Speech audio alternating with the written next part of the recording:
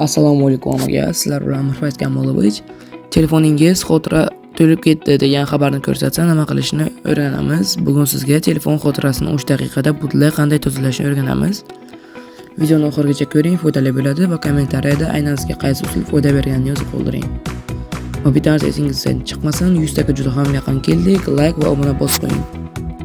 Bugungi videoda sizlar bilan ikkita eng oson usullarni o'rganib chiqamiz. Bular juda ham oson. Birinchi bo'lib Nastroykaga kirib olamiz. Nastroykaga kirgandan so'ng apps bo'limini topamiz. Bu yerga kirgandan so'ng mana shu yerda chiqqan ilovalarning har biriga kiramiz. Pastroqqa tushib storage bo'limini topamiz. Storagedan kirgandan so'ng pastroqqa qarasak clear cache tugmasi bor, o'shani bosamiz. Bu yerdagi har bitta ilovaga shunday qilib tozalab chiqsangiz, sizda kamida 10 GB xotirangiz tozalangan bo'ladi. Keyingi eng sodda usullarga o'tadigan bo'lsak, Telegramni cache-ni tozalaymiz. Telegramni cache eng ko'p cache'lardan biri bo'ladi. Buni tozalasangiz, sizda kamida 1 GB tozalangan bo'ladi.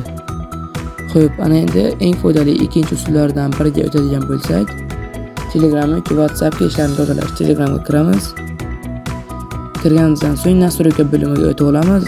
Nastroykadan Data and Storage bo'limini topamiz.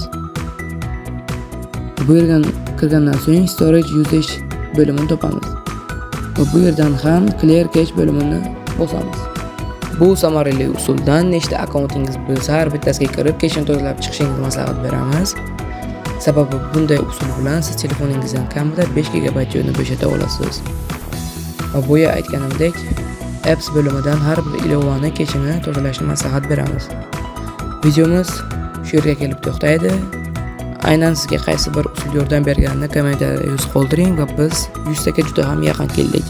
Like bosib, obuna bo'lib qo'ying. Sizlar bilan Mirfayz Kamolovich edi.